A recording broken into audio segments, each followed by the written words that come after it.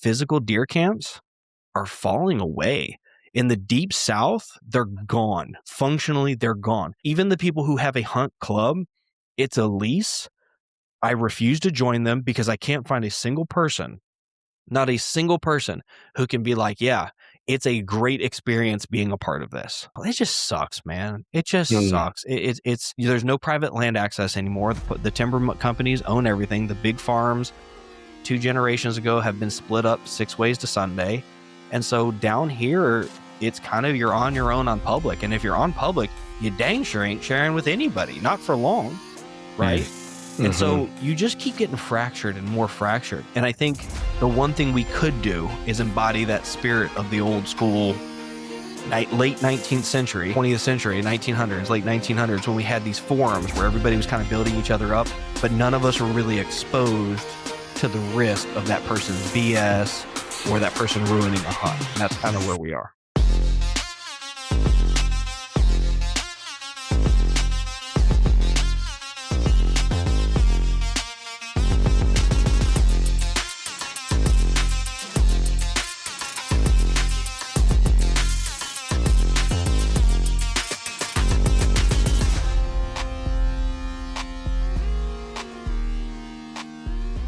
Welcome to the next episode of the HUNTXP Podcast.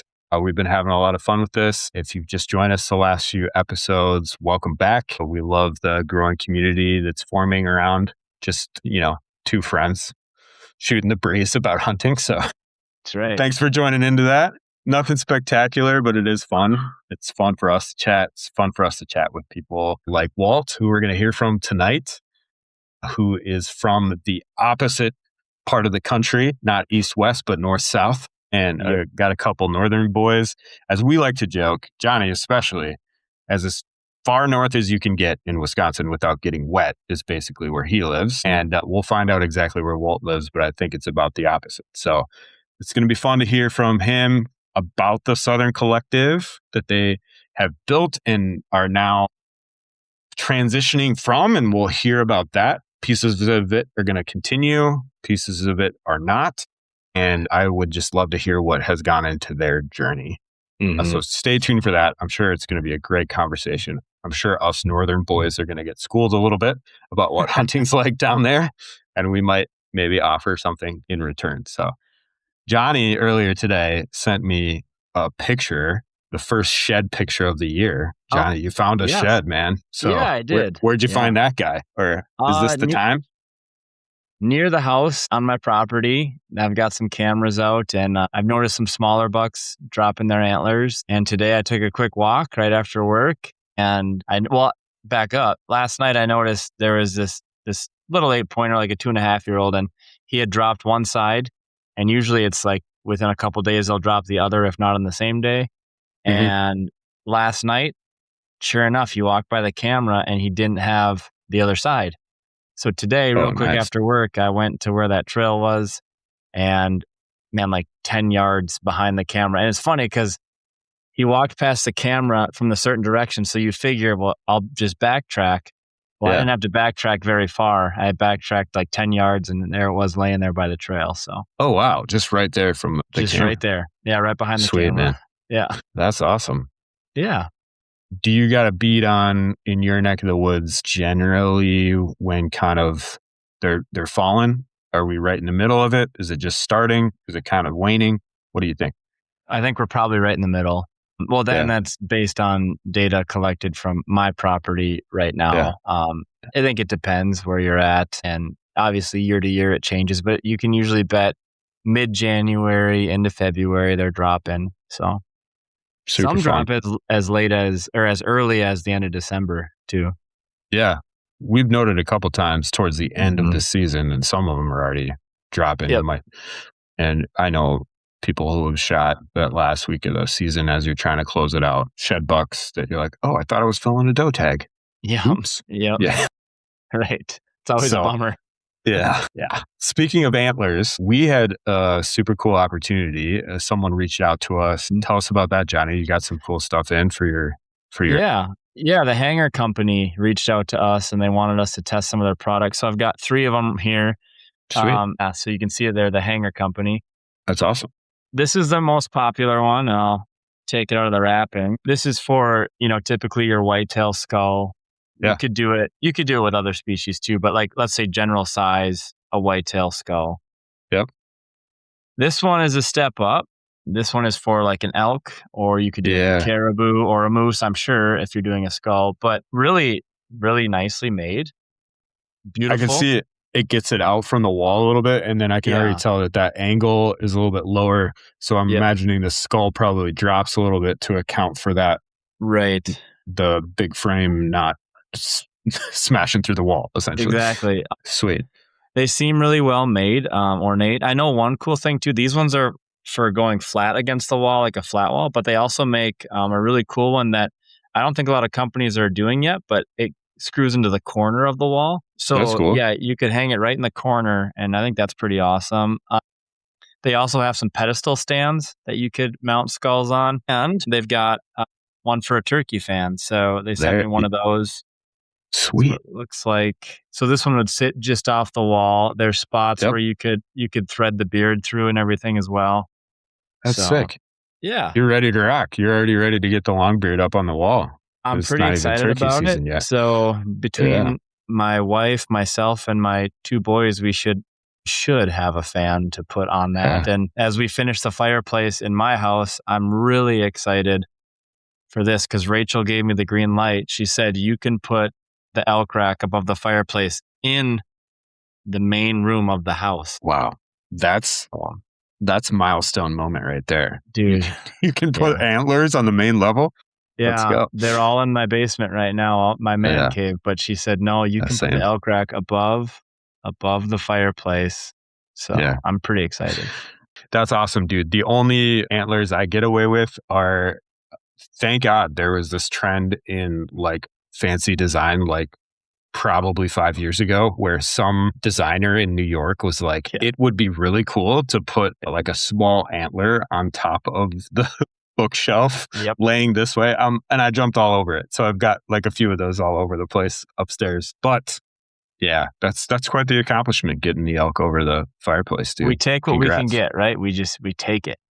We do.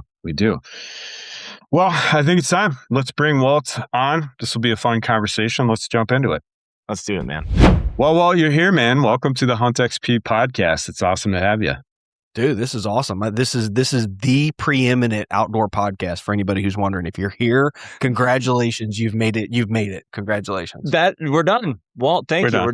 You nailed it. We have arrived. No, dude, we got connected through a mutual friend and had been texting about this for a while. And then the season started and we got after it. And here we are, 2026, making it happen. We've been excited to have this conversation. I would say, especially as two Northerners, just getting the chance to talk to a Southern outdoorsman about what that's all about, but particularly about what I think is super unique. There's a lot of podcasts out there. We're aware of that. There's a lot of YouTube channels, but what you guys were able to develop over the time and what you're working on now, I think is super unique and really worth sharing with hunters in every corner of the U.S. So I'm excited to get into it. Before we do, for us Northerners who might be listening, who have not heard of you, give us a brief introduction and what you've been able to do since you started putting content out in this space. Yeah, man. So it might actually surprise you. So my biggest listener base overall actually came from the North. So my first podcast was called Chasing Tales Outdoors, TALES. And the idea about that was kind of the genesis of where we are now. We'll get to that later. We didn't realize we had quite stumbled on it, but it was me and a buddy of mine. And we just shared stories like from the outdoors. We had this really cool history of growing up on a hunt camp in Southeast Georgia that we both, our families were co-founders of that camp 100 years ago. And so being able to like talk about that history, and it was right on the coast. And so you could chase deer, you could shoot ducks, you could go crabbing. There was just a bunch of stories. And then people started writing in like, hey, I'd love to share my story. Like here's this cool story of a black bear. I'm like, hell yeah, dude. Like let's do a black bear story, you know? And what we quickly figured out was like, the northern audience base, like that is your rabid, like major base. Like that is like the big base. And I know everybody who's hearing this that might be from the South or one day finds this podcast and be like, screw that guy. He doesn't know what he's talking about. I had a podcast for 10 years. Hands down, bar none, the people who consume content more than anybody else is north of the Mason-Dixon line. Like I appreciate Kentucky that. Up, Yeah. you guys are rabid. Yeah. I think it's because y'all know how to work phones. Personally, if it's me, I think you guys know how to work smartphones.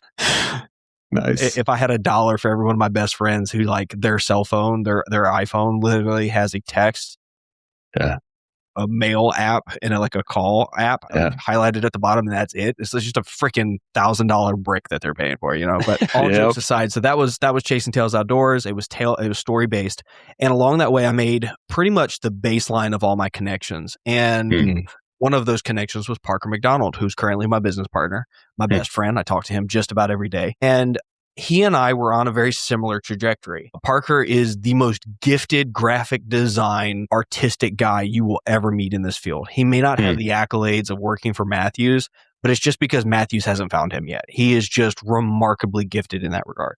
That's cool. And we both slowly gravitated towards Southern related content. So Chasing Tails, I found that a base that was wildly underrepresented was Florida. 400,000 sportsmen, no content being made for them whatsoever. And per state, you'll find this interesting, per state, they spend more on hunting equipment and gear than any other state with the exception of Texas.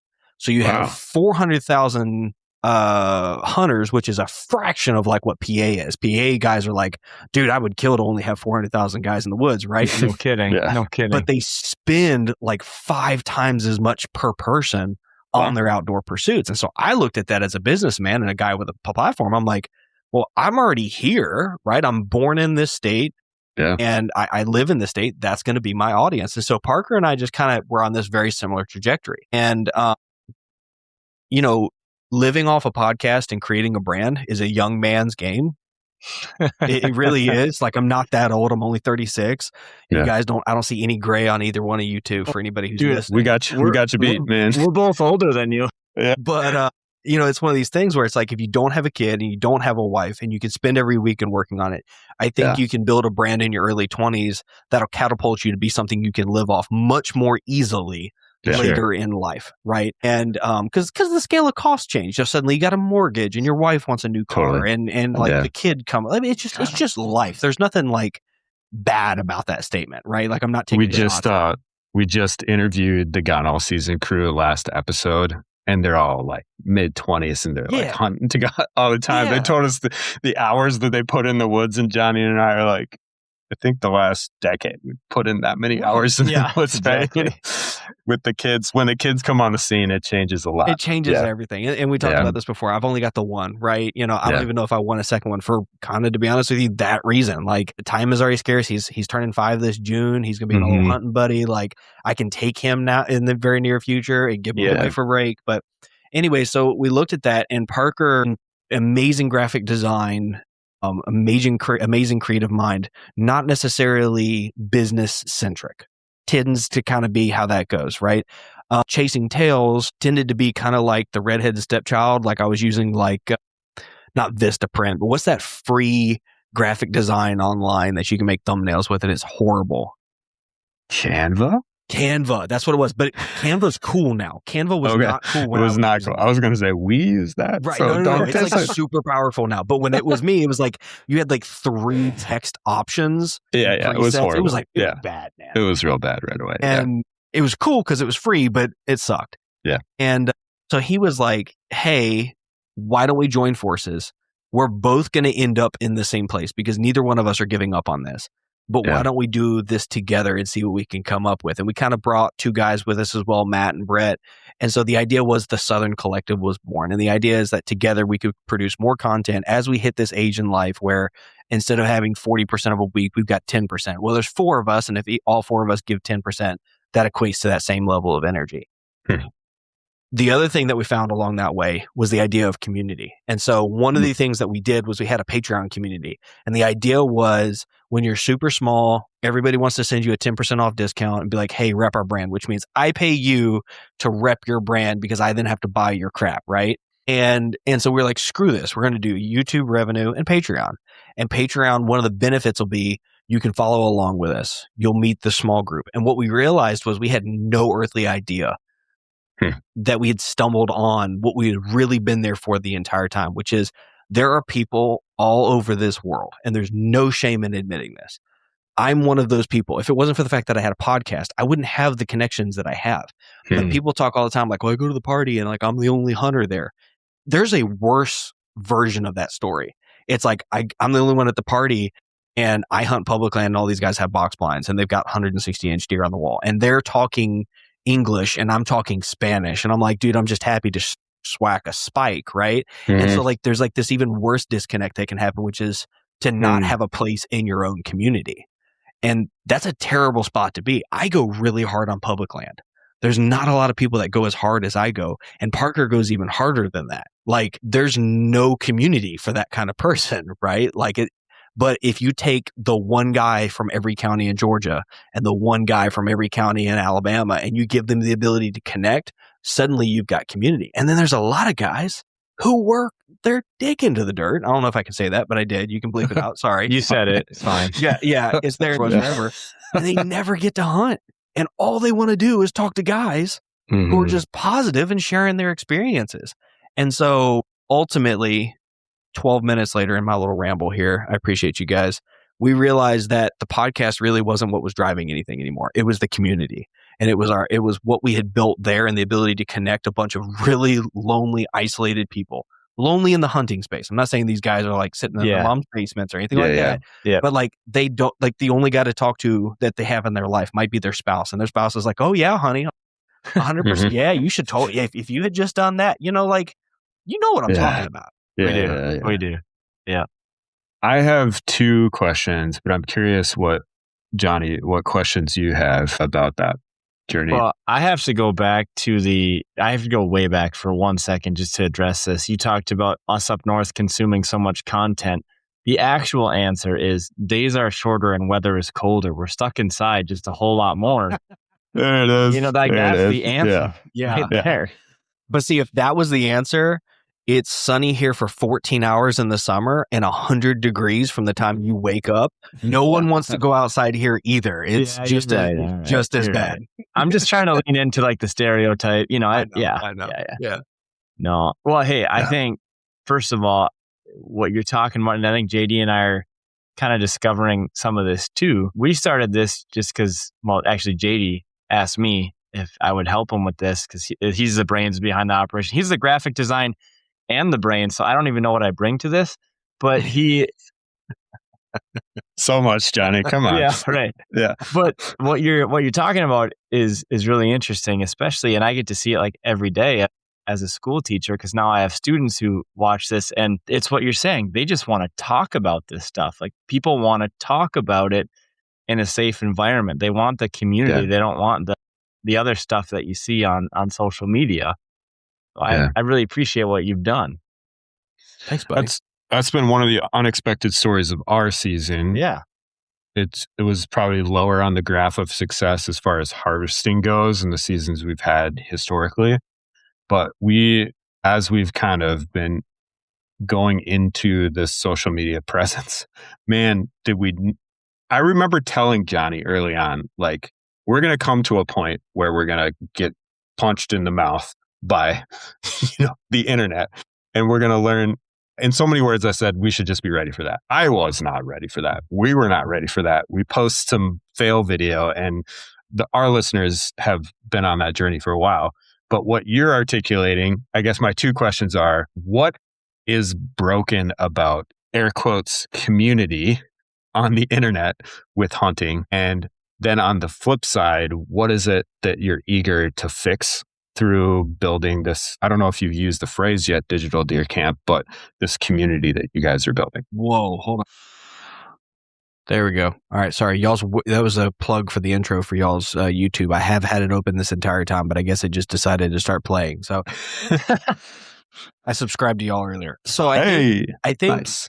I'm going to harken back. So I'm going to say if your birth year starts with a 2, you will have no idea what I'm talking about here, but I promise this existed.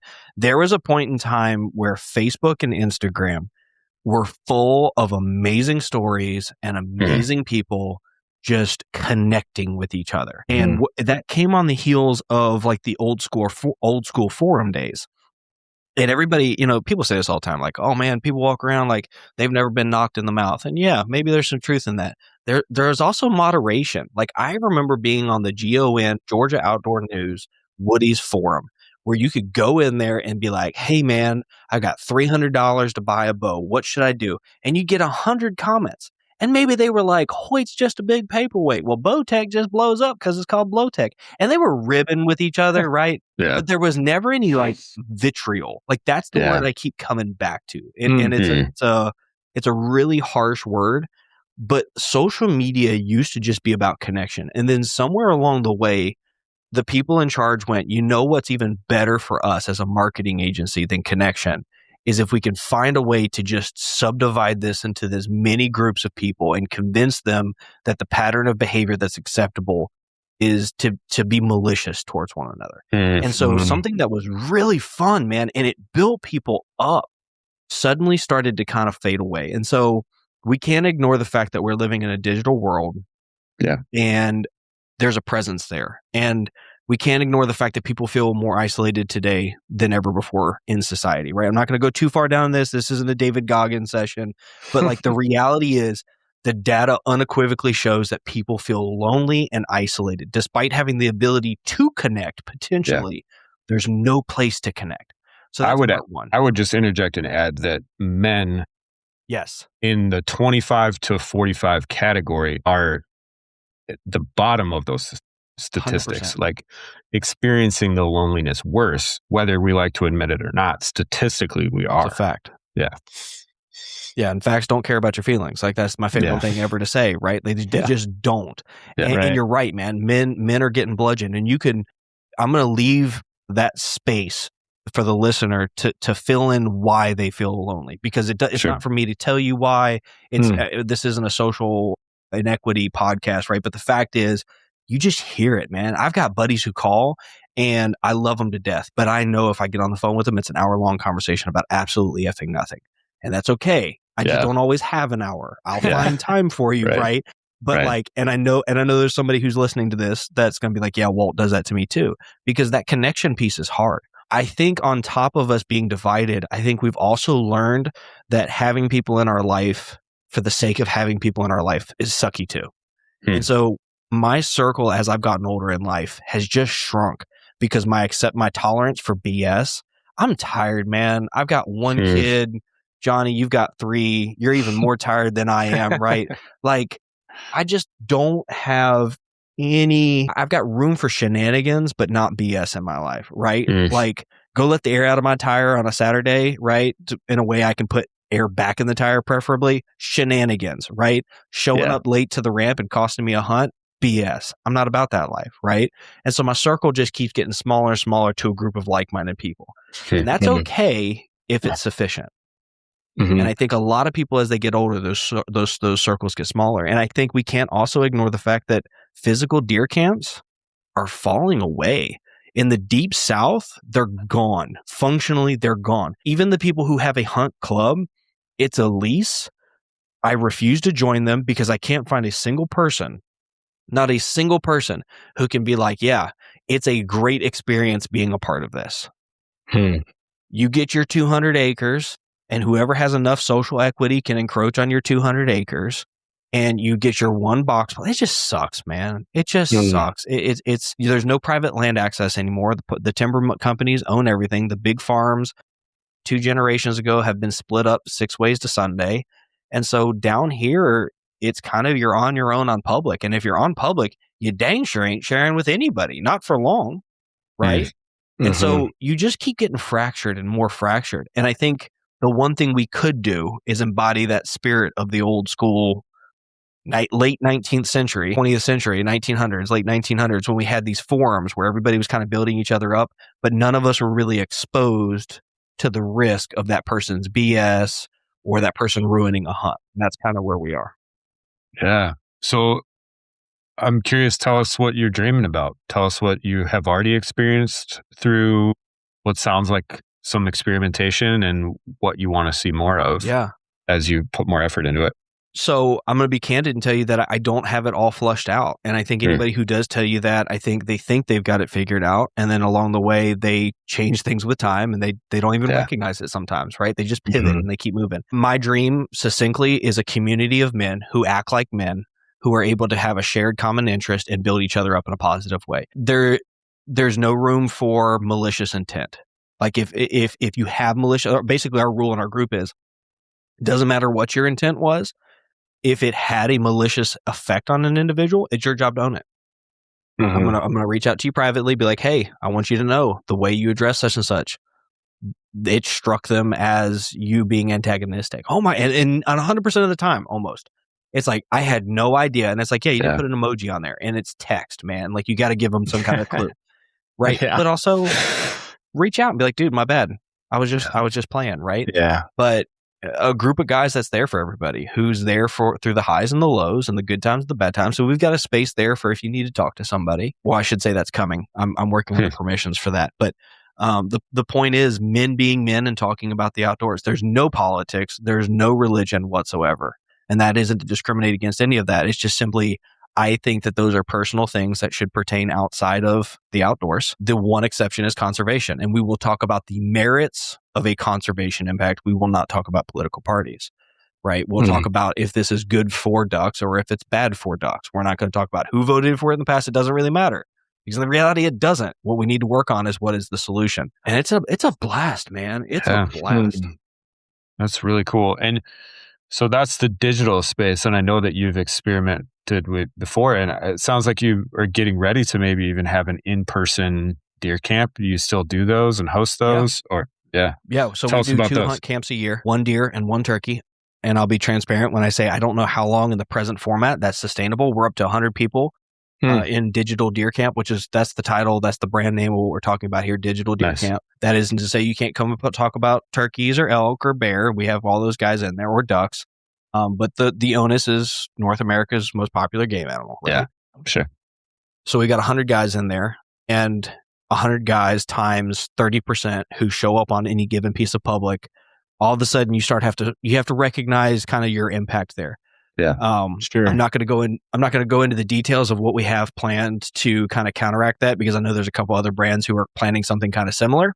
But we always will have hunt camps. We will always have turkey camps. But starting this summer, we're going to start to have big get-togethers during the summer, where there's these awesome expos. So like the Mobile Hunter Expo is a great expo if you want to test out gear. The Whitetail Rendezvous, the Whitetail Roadshow.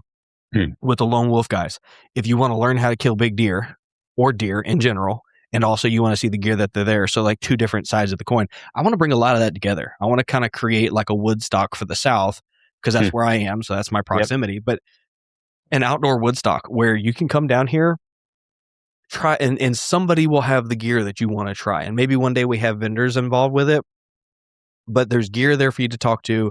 There's gurus for you there to talk to, and connections. The most beautiful thing that I have ever accidentally done is connect people that have become lifelong hunting buddies, and you then get to see those connections go off and make memories. And I'm going to tell you something, guys, this is remarkably vulnerable, and this is not what guys do, but it fills me with so much joy to see these guys be like, yeah, we loaded up the truck, we're headed to Missouri. And there's like 6 guys that never would have known each other if it hadn't been for digital deer camp. That's freaking awesome. Met on some random hunt or event, and now they planned fall trips together. That's the ish, dude. Like that's it. Yeah. That's what this is about. That's good, man. Fantastic, dude. I think we've discovered some of that too, even in just what we've done with, we've talked to you for 20 minutes or something now. And I'm like, man, I would hang out with Walt. Walt. And I think it's been really cool because like people we've had on the show, like we've been, you text and you're like, hey, if you're ever in town, let's get together.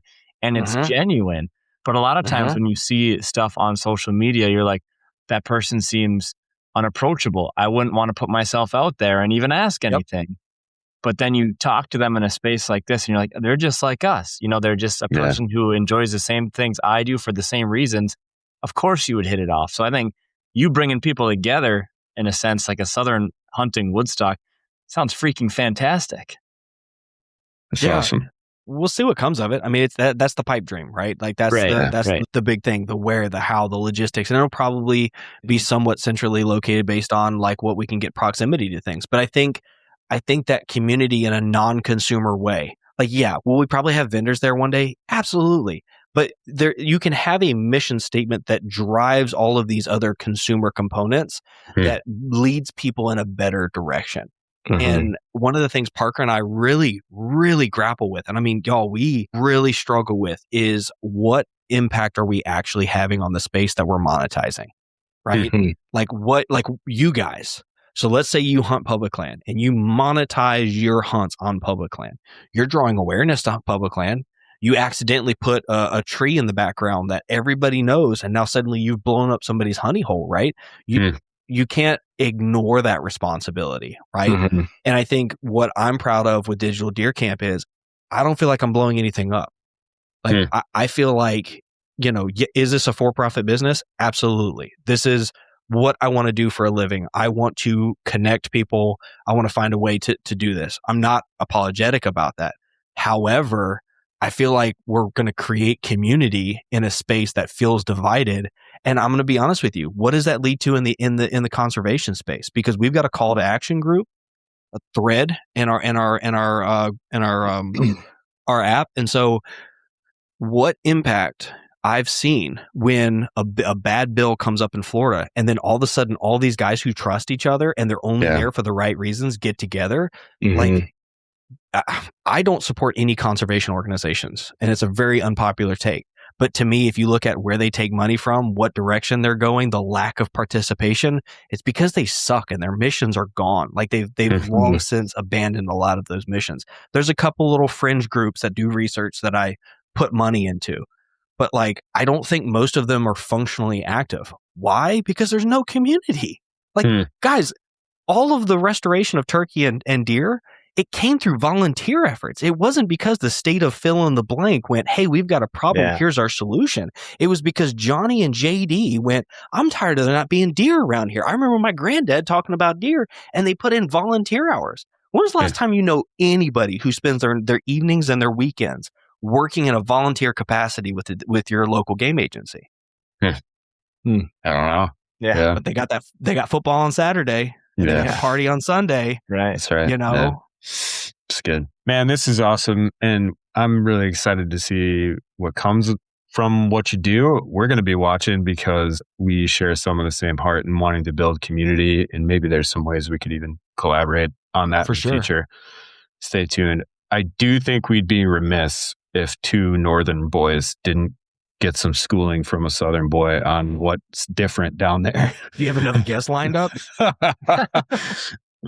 Yeah, when you get the chance to encounter, I mean, obviously a lot of overlap. We're chasing the same species a lot of the time. But what are the things, if Johnny and I, for the first time, come down to hunt in Florida, that would just, like, if we didn't know in advance, we'd waste a day learning it? What's the dumb tax that we can avoid paying by talking to you first? So you guys have no idea what thick looks like, is what I would guess. Like, I think if I had to be honest with you guys, so I made my first trip to the Midwest. I went almost all the way to Iowa. I couldn't find thick. I kept walking and walking. I put 12 miles on the boots on one day and I couldn't find thick. And then it hit me. I'm like, you're not in Kansas. And well, that's a bad example. You're not in Florida anymore. Like it didn't make sense. And like, here's deer walking through the wide open timber. Our big deer are not killed anywhere you can see past 50 yards in the deep, like the dirty South, places where there aren't big cutovers, like in the mountains and stuff like that. Every wildly successful, or even modestly successful, like some kind of consistency in killing big bucks, they're shooting them within bow range. And they'll tell you, like, sit that spot 6 times because you might have been in the right spot, but he was literally 10 feet away from you. And that was all the difference in the world, right? Like, it's a really wild thing. And there is no defined rut down here. Like, there is no, like, I'm going to take off the first week of December because they're in lockdown, or November because they're not quite in lockdown, or I'm going to hunt the first week of October because they're cruising and they're hitting scrapes. There's just this weird subtlety to their behavior. They just don't get overly aggressive. They don't get overly involved. It's just a far more subtle form of deer hunting. And is there a when typically that is, or you just got to start noticing behavior or what? Man, I will admit that I'm not Lee Ellis. I'm not like some of these guys that have their areas figured out. But in my opinion, the win is entirely subjective. I mean, you move a half mile and the win changes entirely. So the other thing around here is we've done a great job of mismanaging our deer herds. Nice. So in the state of Florida, until about 4 years ago, you could shoot $2 a day, every day, the entirety of the season. Dear God. Wow. What? That is bizarre. $2 a day. I thought you were going to say like $2 a year. And I'm like, because I can shoot where I hunt in northern Wisconsin. I get one rifle buck, I get one archery buck, and that's it. Those are my two tags. I get one in Minnesota, most parts. $1, one doesn't matter what weapon, just one. Wow. Yeah. $2 a day? Yeah. That's crazy. Now that's since gone, and you can still shoot $5 during the year. But they, I believe it or not, it was a relief for us. But imagine 20 years of just hammering your buck population. Yeah, for sure. And never understanding why the deer population as a whole ever got any better. And so now take that and extrapolate it to where it's like a 1 to 20 buck to doe ratio. Huge parts of Florida you can dog hunt, right? Wow. Okay. And we're not even gonna get into that drama. Yeah. But it has a very strong impact because those guys will not work for 45 days straight and they will run dogs every day. You can imagine how many deer they kill, right? Yeah. So when's the rut? Yeah, with all that. Right? And why is any buck going to lay down any kind of territorial really interesting. sign? He's surrounded by women. He's going to sit there until one walks by with her tail up, be like, hey, it's Susan's time today. And he goes after Susan, right? And then he goes back to his bed. Jeez. So it's really wildly. I encourage everybody, look up the Florida rut map. It will hurt your soul to see how the state, like southern Florida, they start rutting in July, but they'll also have deer in velvet in like October and November because they're so close to the equator. And then as you come up through the panhandle, it's like October, but then this spot's February, and then you keep going and it's like back to October. It's wild. That's crazy. It's a lot weird. It's a lot of fun if you frame your mind correctly. Sure. And you don't live in South Florida. I probably wouldn't deer hunt if I was in South Florida. I would just fish and turkey hunt my entire life. Yeah. And most of the rest of the country are Midwest and up. It's like you can take the first week of November off, second week, great. Those 2 weeks, even if you want a little pre-rut, take the week before that. There's like a 3-week window where you're pretty secure in your vacation time with that. But I can imagine it's pretty challenging to line all that up down there. It is, but at the same time, deer are stupid, right? And like deer do deer things. You just have to figure out what that pattern is for your area. Right? Yeah, sure. I'm not insulting that they can't be elusive, but it's not like they have frontal cortex or frontal lobe ability to be like, how am I good? We make it hard because we think way harder than they do, right? And so one of the strategies we do down here, my buddy Brett Mashburn, we call him Brett Smashburn because he kills so many deer. But one of the things he told me is like long soak camera sets, dude. You're going to cast a wide net, and then you're going to realize when the fawns drop in the summer, well, in October, September, October, when the fawns drop, you're going to be like, okay, this doe group, they were in heat this week. Let's backdate it. This doe group, they were in heat in this time period. And so you end up chasing, like people are like, I got this target buck and I'm going to find a way to hunt him. And then I killed him in the postseason because I knew where his bed was. That just doesn't happen. I'm not saying it can't happen. It's just not something you should set your sights out. So what you do is you end up chasing the rut through these little local blocks by being like, that's a December 1st block. That's a December 21st block, right? And so you build your season about that way, and you end up chasing the hot does, and it works wonders for people. Anything you've noticed about? Oh, Johnny, you got a question about that? No, I was processing that hunting strategy, and I was like, that's nice. Yeah, it's pretty smart, actually. Yeah, it makes sense. And applicable other places as well. 100%. What about food bedding patterns?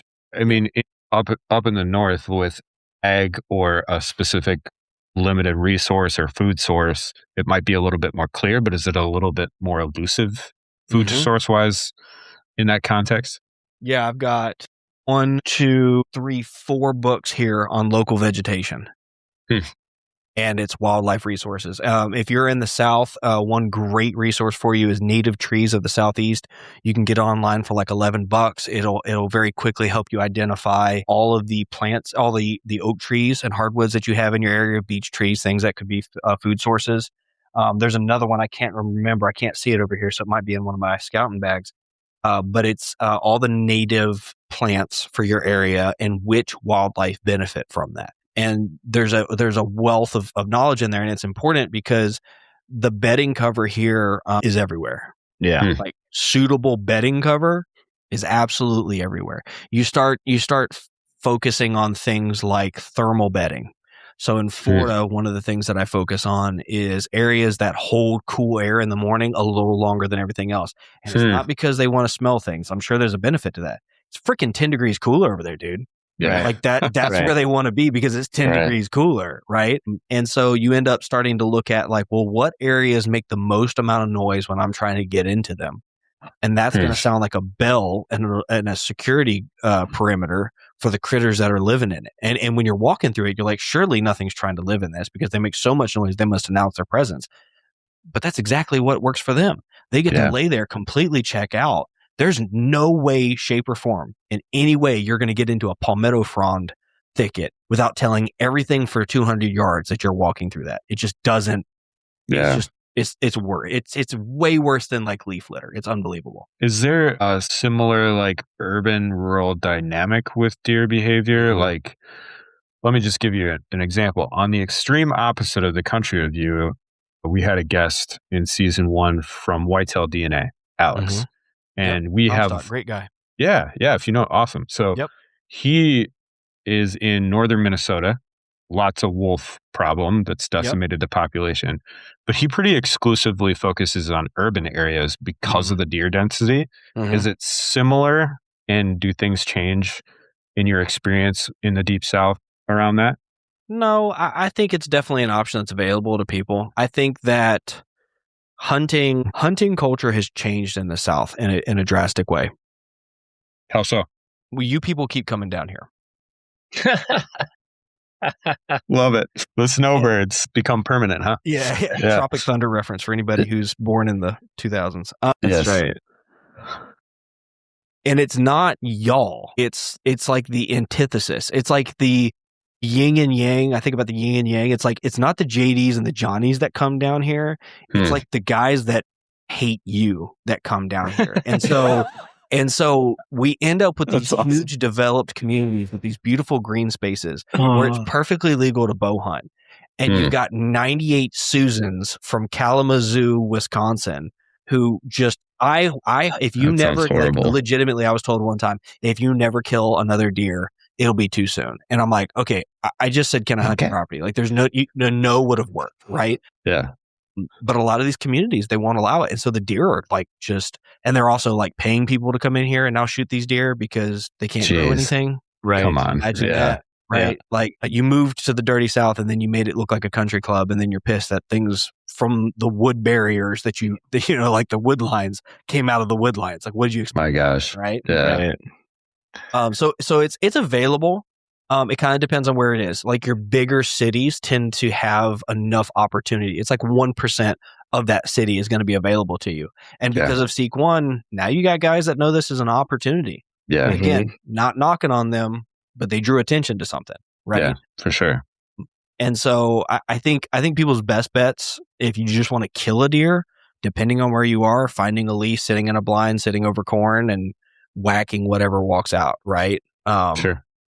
If you really want to be passionate about it, you're going to get up early. You're going to go on a boat ride in 20 degree weather, and you're going to, think about how cool it would be to live in northern Wisconsin instead. Hey, if you like that, you'll be right at home.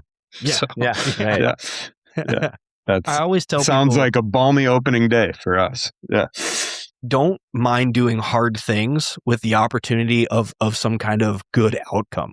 It's remarkably hard to get up and do remarkably hard things for like a participation trophy sized deer. That's brutal, man. It's really, really brutal. Like I've got one deer over 100 inches since I moved to Florida. And I've seen some bigger ones, and it was on private. It was permission private. I wrote a guy a letter. I was like, hey, I'd love to hunt 100 acres. He's like, yeah, if you keep the fields up, you can hunt it, right? Yeah. I then lost that 2 years later because he got pissed that I was killing big deer. Okay. Yeah. Shoot. Yeah. Right. So it's tough. And you have to, that's why I said early on, you have to frame it like, I'm going on an adventure. I'm not deer hunting. I feel like for most people, I'm going on an adventure. I'm going to go see what that swamp has in it. I'm going to have a good time. And if something comes running in, grunting, I'm going to freaking wax him because that was the adventure. You just kind of have to go about it a little differently. That's awesome, man. Well, I can tell we're going to keep chatting about this. This has been super fun to chat with you, man. We like to end our time with a fire round, but before we get there, is there anything that you were thinking about in this conversation that you didn't get the chance to communicate, either about what you guys are doing next or anything hunting related in the South? Yeah, I kind of wanted to give everybody a call to action. This has nothing to do if you join Digital Deer Camp whatsoever. In fact, this pertains to anybody, period. If you're dissatisfied for where the hunting community is right now, whether it's in person, whether it's on social media, whether it's at your local hunt club, you're part of that problem. By not embodying to the fullest extent what you want it to not be. I'm not saying there aren't going to be buttholes out there, right? But when was the last time you saw somebody aspirational and you went, I'm going to pull this guy in and show him the ropes? When was the last time that somebody shot a really small deer that they were super jacked about and you got on there and you intentionally in all caps said, congratulations, dude? Because if people read that, if you don't have that agency then that self-confidence that takes time to develop, they're living on those comments, man. Be that change you want to be in this space. I haven't given up on the hunting space. I still think we can come back from where we are, but I want people to look around and be like, where can I make this community better and how? And find some way to do it. Yeah. I love that. That's great. It's great, dude. All right. Well, here we go. Here's the fire round. And let's start with this one. Give us your latest hot take on hunting culture, hunting gear, what have you, of 2026.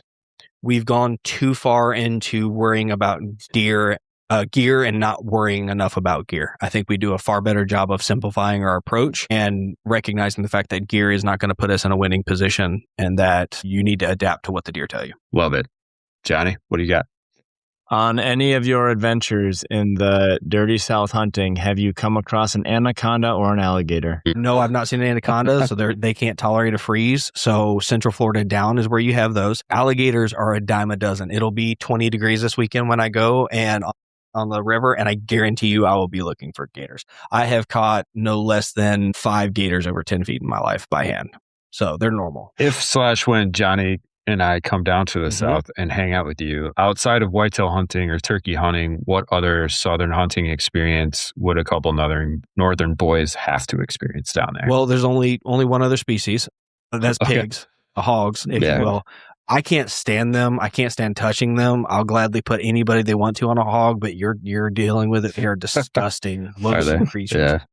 I'm going to go a different route. I'm going to pull an audible. I think if you come all the way down here and turkey hunt with me, we also ought to go to the coast and try and catch some redfish. They are amazingly delicious fish that fight remarkably hard. And the water you catch them in is just freaking magical. That's awesome. I get. Do you guys have iguanas? Where you're at? South, down, same further, thing. That's further south. They're even less tolerant. If it hits 60 degrees, they go dormant and they fall out of the trees. Yeah. Can't handle it. Yeah. So funny. I was down in Cape Coral over Christmas with my wife's family. And someone had said that it got cold and there was iguanas falling out of the trees on the road. So that was wild to me. That's what I've heard. Awesome. I've heard that. Okay. So my next question, you kind of, that was a nice segue. So if you're going to the gas station or something on your way out for an adventure, what are you grabbing for a snack? What's your go-to? Man, a slice of Hunt's Brothers pizza, a cookies and cream candy bar, a Dr. Pepper Zero, because at that point calories matter, and a bag of Gardettos. I swear to God, I get the same thing every time I go in. I was going to say that's very specific. That's very, That seems like habitual. Yeah, that's awesome. It's a good lineup. Don't change, man. I'm a creature of habit. It's why I'm speaking to being adaptable in the woods. I'm really bad at it. I find something that works, and I just want it to apply everywhere, and that's just not life. Yeah. All right. For this next one, you can give a specific shout out or a general profile, but who or what type of person is the best sort of person to share camp with when you guys do your deer camps?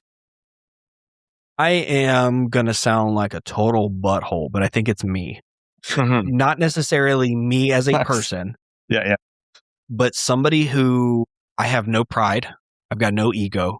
Sure. These are things that people have told me, right? So Parker likes going on hunts with me because he's like, I think I should do this. I don't have a strong opinion about it. You know why? Because Parker knows more about deer than I do. And I'm going to shut up when he says, I think I'm going to go do this, right? I'm not going to argue with him.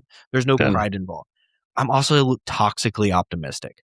Like tomorrow is the day. The next 15 minutes are the next 15 minutes. It's going to happen, man. Yeah. Because the reality is you just have to be out there long enough and eventually it happens, right? And life is too short to be pessimistic. I can sit on the couch and watch THP if I want to be in a bad mood. So find somebody who complements your style, right? They can get up with you 10 days in a row at 4 a.m.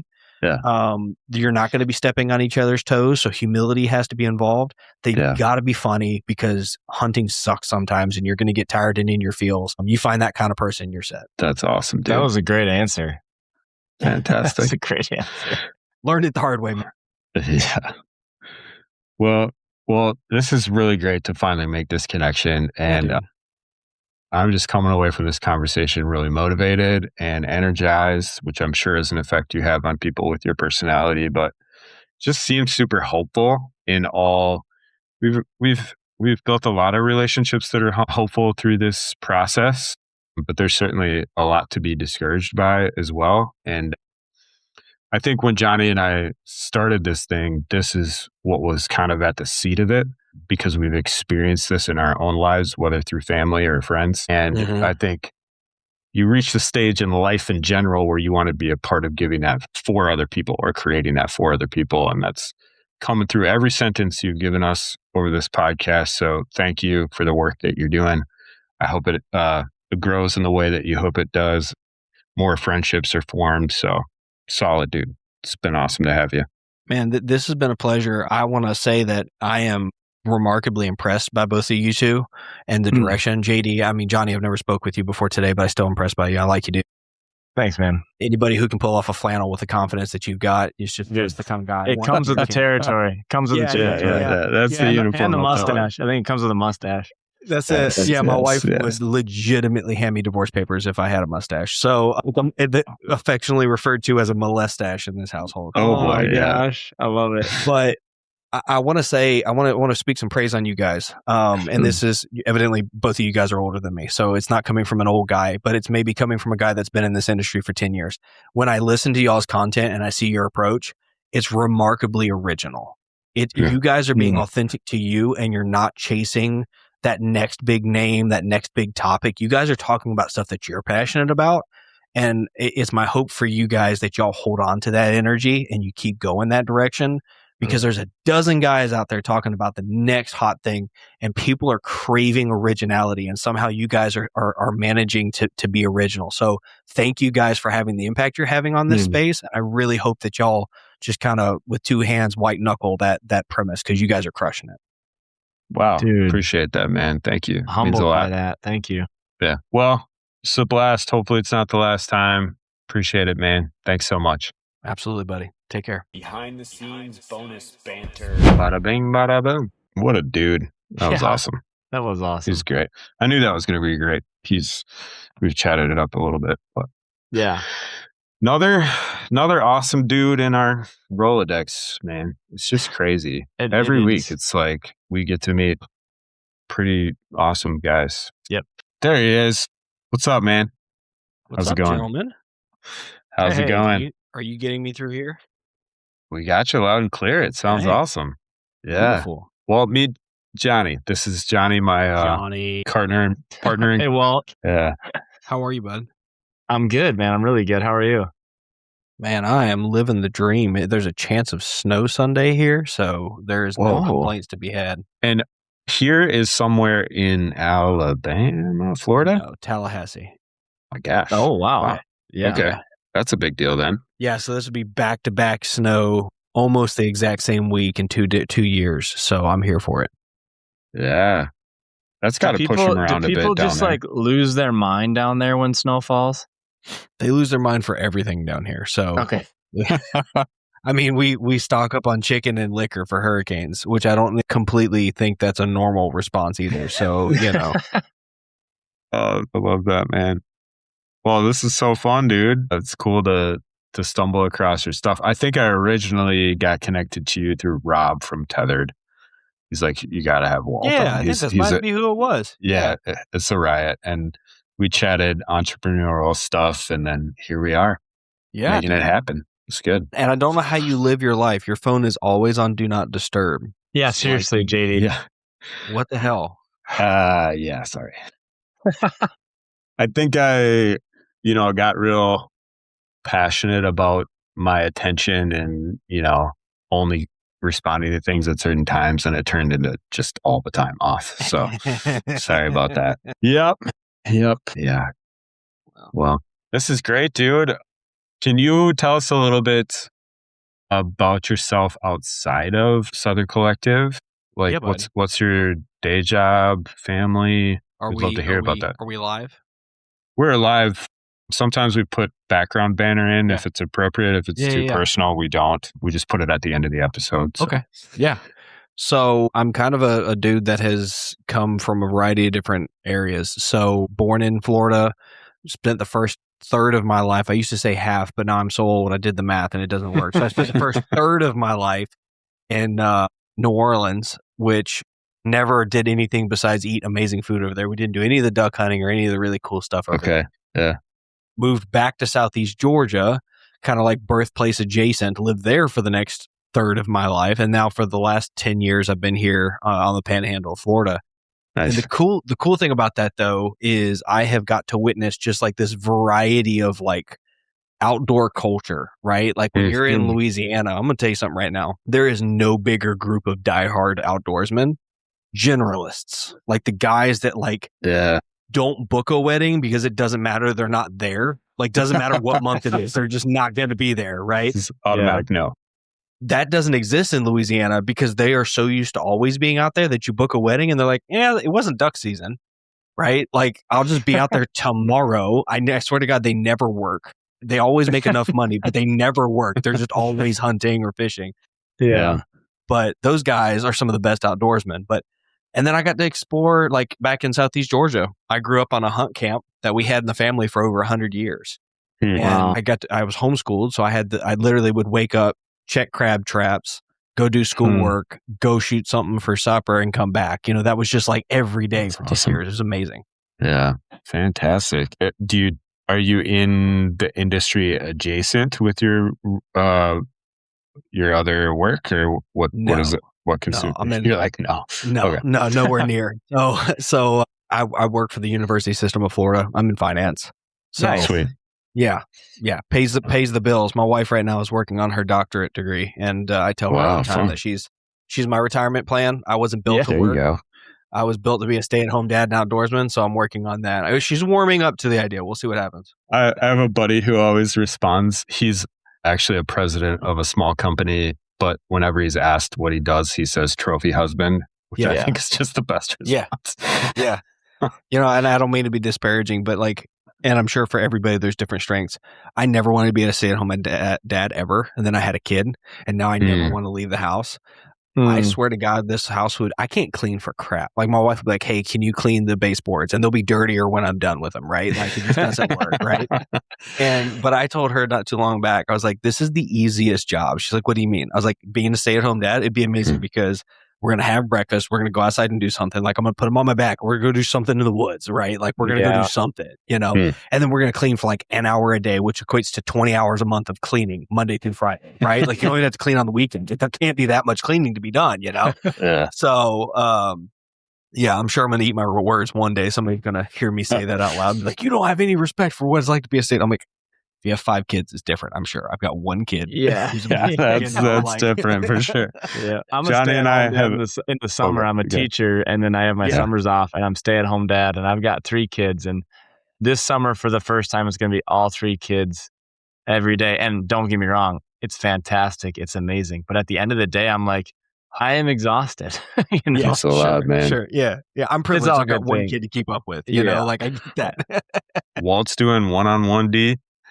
Yeah. Some parents out there double team. Johnny and I have been in zone defense for a long time. We're just doing our best. Long time. Yeah. That's right. Just- I'm out here We're on getting the schooled too. Let's just get into it. We'll see do where it, we dude. go. I think we've got Put the enough Band-Aid on. here. We don't need to. Bill outline O'Reilly. it Let's do anymore. it live. Let's do it live. Do it live. To play us out. What the hell does that mean, to play us out? Best line ever. All right. One more question, Walt. Remind me your last name. I never Lee. put him. Lee. Okay. Yep. That's easy. Sweet. Cool. Well, My boy can stand. All right. See you, Walt.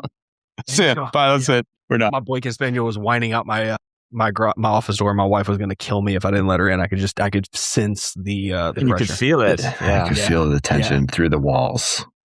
I know what you mean. All right. Boom. Walt, you're the man. This Dude, is that- awesome. I knew we were gonna have a blast, Yeah, but that was great. That meant so much what you just said, Walt. I don't know.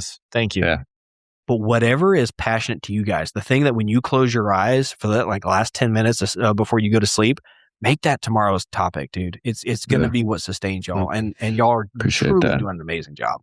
Yeah. Thank you. Yeah, buddy. Yeah. This is hard. This is a hard industry to cut into. It's brutal. Yeah. We're noticing that a little bit. Huh? I think we truly are doing this because we're having fun, and we kind of have this unwritten rule: when we stop having fun, we'll stop, or Mhm. we'll talk about why we're not having fun and pivot. Mhm. And I think that's sustained us through probably, I think most podcasts stop after like 20 episodes or something like that because Yeah. it's a grind. Yeah. That's good. Well, we'll be cheering you on, man. Thank you, buddy. Sounds awesome. Yeah. Appreciate you. Walt, it was Well, awesome to we'll- meet you, man. Yeah, absolutely. And seriously, if y'all want to come down and shoot a Florida bird, I don't know if y'all are turkey hunt or We not. love turkey hunting. Yeah. Okay. When is that for you all? So March So it's 20th early. to the April 20th. It's only like 4 weeks in Florida.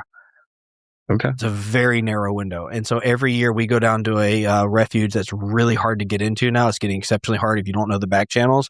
But if you guys want to come down, I will gladly host you guys. We can shoot birds.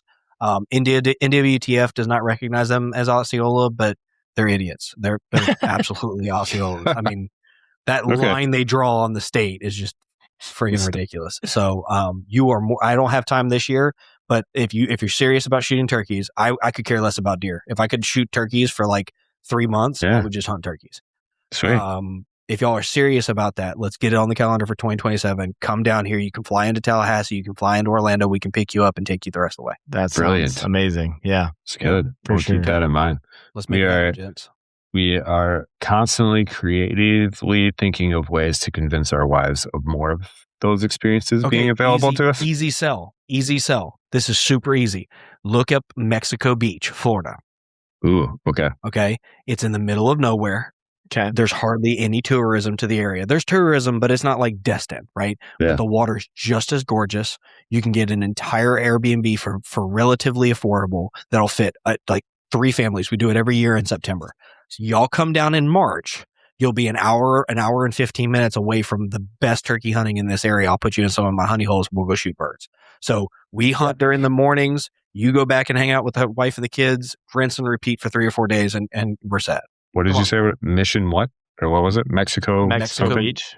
Mexico Beach. Wow. I'm a I real think estate investor, so I'm gonna eye that up there. That sounds good. We should book it. We should book it. You Let's should. book it. I do good, this. man. I do this for people all the time. I'm like, Yeah, this is how you do sounds it. great. You bring the Yeah. families. They go to the beach. There's food right there. There's restaurants right there. There's Love a great it. nightlife. You go back at lunch. They never even miss you. You know. Yeah. All right, guys. Brilliant, dude. Appreciate we'll talk you. to you later. Thanks, Walt. See you.